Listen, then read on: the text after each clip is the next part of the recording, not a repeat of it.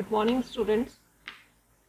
Today I will teach you about interior decoration unit 1 and what topics we will cover in this unit. Number 1, introduction, importance, and the last, definition and objectives. So first slide is introduction about interior design. Interior design is the orderly arrangement of lines, forms, colors, textures, etc. to create beauty in interiors. A good design shows an orderly arrangement of the materials used and in addition creates beauty in the finished product. Interior decoration can be a highly personal form of self-expression, the sum of one's interest as an individual or as a group, as well as practical statement created by combining various elements of art using certain design principles. So what is interior decoration? Interior decoration housekeeping के अंदर एक बहुत बड़ा topic है और इस topic में हम लोग डिस्कस करेंगे कि इंटीरियर डेकोरेशन होता क्या है. इंटीरियर डेकोरेशन मीन्स होटल के अंदर का जितना भी इंटीरियर एरिया होता है उसको हम कैसे डेकोरेट करके रखेंगे, मीन्स उसमें क्या क्या चीज़ें आएंगी, किस तरह से हम अपने होटल को और बेहतर बना सकते हैं और सुंदर बना सकते हैं जिससे कि गेस्ट अट्रैक्ट हो. क्योंकि आप लोगों को पता है जब अगर आपका होटल अच्छा होगा, अगर आपका होटल सुंदर होगा, जैसे सपोज गेस्ट कोई होटल के अंदर आया तो सबसे पहले वो क्या देखेगा, होटल का एक्सटीरियर पार्ट देखेगा, फिर अंदर आएगा तो इंटीरियर पार्ट देखेगा. तो इंटीरियर पार्ट अगर हमारा अच्छा होगा तो एक इम्प्रेशन जो है गेस्ट के ऊपर वो अच्छा जाएगा होटल का. राइट. तो इंटीरियर डेकोरेशन में क्या क्या चीज़ें आती हैं, क्या क्या हम बेसिक्स पढ़ेंगे इसमें कि क्या क्या चीज़ें आती हैं और वन बाय वन इस टॉपिक को कवर करेंगे. Next, importance of interior designing. अब इंटीरियर डिज़ाइनिंग क्यों इम्पोर्टेंट होती है, क्यों ज़रूरी होती है? Interior design plays a very important role in hotel. It also introduce elegance and comfort and helps to raise the functionality. Interior designers make sure that the interior spaces they are designing are always functional, safe and beautiful for every type of buildings. So जो interior designers होते हैं वो क्या करते हैं, क्या चीज़ अपने mind में रखते हैं कि किस तरह से वो होटल को या बिल्डिंग को या ऑर्गेनाइजेशन को किस तरह से डेकोरेट करें, किस तरह क्या क्या चीज़ें उसमें लाएं, क्या क्या कंफर्टनेस होनी चाहिए, किस तरह से होना चाहिए, वो सारी चीज़ें इंटीरियर डिज़ाइनिंग के अंदर आएगी. Right. So interior design not just stands with a look and beauty, added to beauty, it also has ability to showcase even a studio apartment as residence which has enough space with the help of proper design and comforting lighting. तो interior designing के अंदर सारी चीज़ें आ जाती है. Light कैसी होनी चाहिए, वॉल कैसी होनी चाहिए, फर्निशिंग्स कैसी होनी चाहिए, राइट, कलर कैसा होना चाहिए, किस तरह से होना चाहिए, वास्तु आपने सुना होगा वास्तु, वो कैसा होना चाहिए. ठीक है, तो ये सारी चीज़ें इंटीरियर डिज़ाइनिंग के अंदर आती हैं. लाइट ज़्यादा होनी चाहिए, कम होनी चाहिए, कहाँ पे कैसी लाइट होनी चाहिए, तो ये सारी चीज़ें हम इंटीरियर डिज़ाइनिंग के अंदर पढ़ेंगे. तो क्यों इम्पोर्टेंट होता है होटल के लिए, इन सारी चीज़ों के लिए ही इम्पोर्टेंट होता है interior designing. Right. Why is interior design important? Add functionality to the place, fits the occupant's lifestyle, high aesthetic quality, cost saving, for safety purposes, good interior design is ready to maintain. A good design will facilitate ample space. Good interior design creates a great first impression. जैसे मैंने आपको बताया था hotel के अंदर अगर कोई guest आ रहा है तो फर्स्ट इंप्रेशन, अगर आपका इंटीरियर डिज़ाइन अच्छा होगा होटल का तो फर्स्ट इंप्रेशन वहीं से पड़ जाएगा गेस्ट के ऊपर.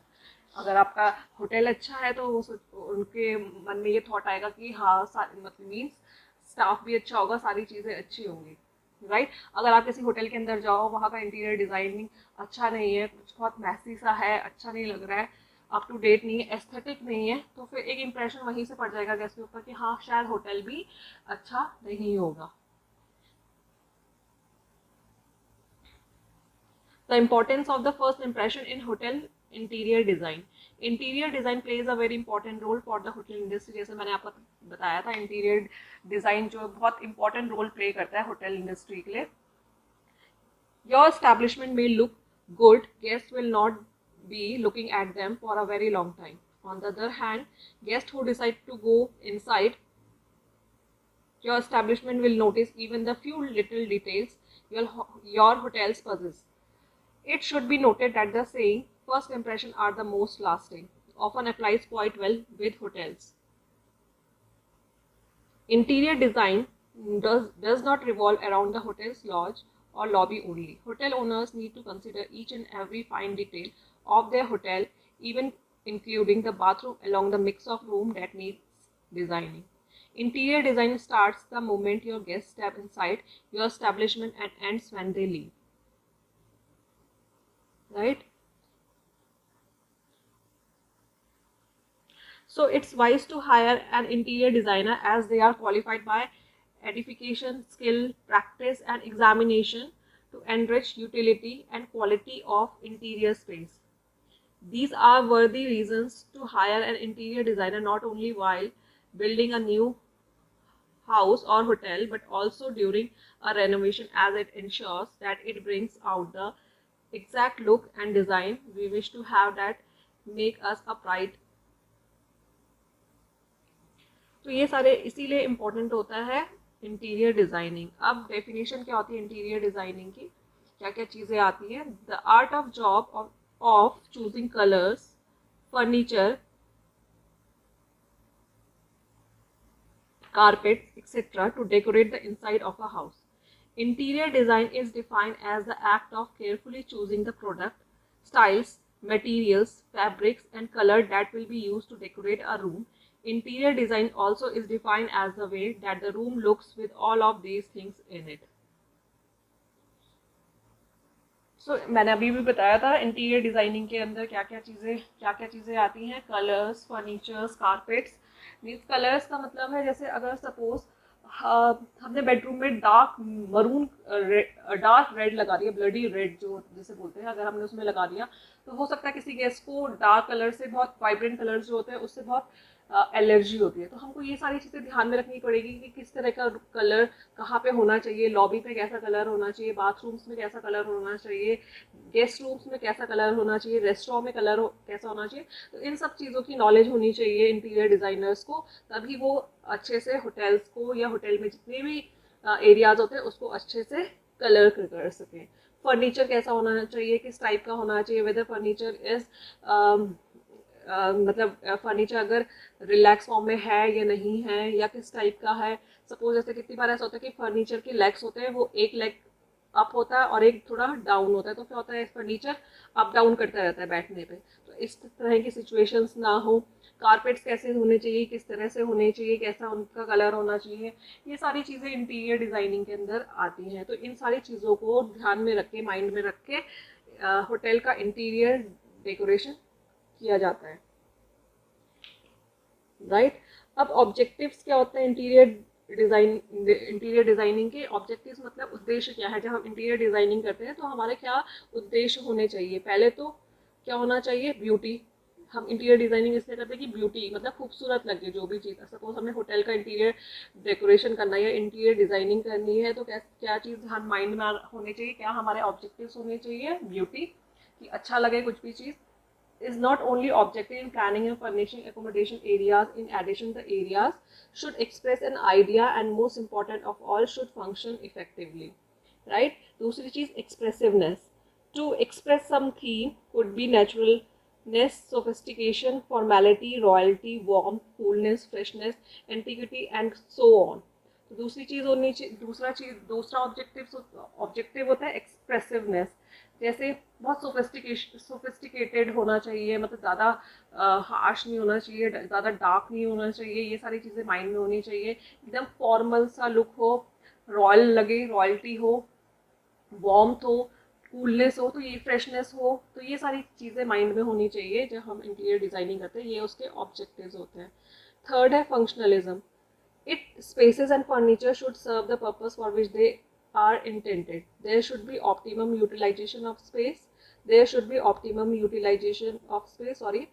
should be easily maintainable. It should be convenient to the guest. It should be practical. It should be practical in cost and within the budget constraints as far as possible.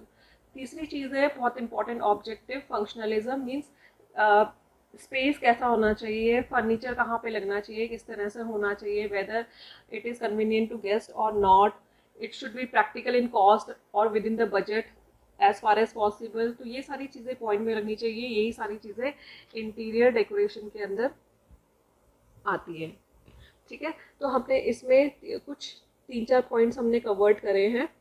पहला हमने जो point था वो cover करा है introduction की interior designing या interior decoration क्या होता है, उसके बारे में पूरी पूरी इंफॉर्मेशन, उसका इंट्रोडक्शन। दूसरा क्यों इम्पोर्टेंट होता है इंटीरियर डिज़ाइनिंग या इंटीरियर डेकोरेशन होटल में।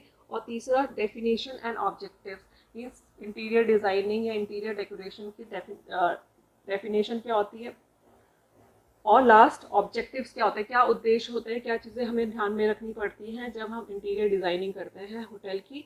तो ये सारी चीज़ें आती हैं interior designing and interior decoration के अंदर, राइट।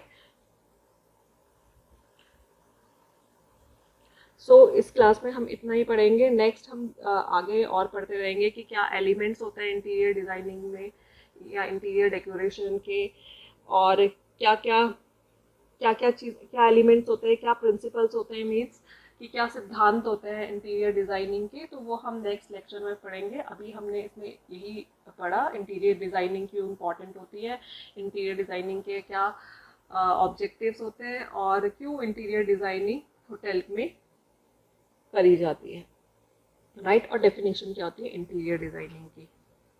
तो बाकी हम नेक्स्ट उसमें पढ़ेंगे लाइन, फॉर्म, टेक्सचर, ये सारी चीज़ें। लाइन क्या होती है, फॉर्म क्या होता है, टेक्सचर क्या होता है, कलर क्या होता है, पैटर्न क्या होता है, स्पेस क्या होता है, और क्या प्रिंसिपल्स होते हैं इंटीरियर डिज़ाइनिंग के, कितने प्रिंसिपल्स होते हैं, कितने एलिमेंट्स होते हैं। तो वो हम नेक्स्ट लेक्चर में पढ़ेंगे। तो इस लेक्चर में इतना ही। Thank you students.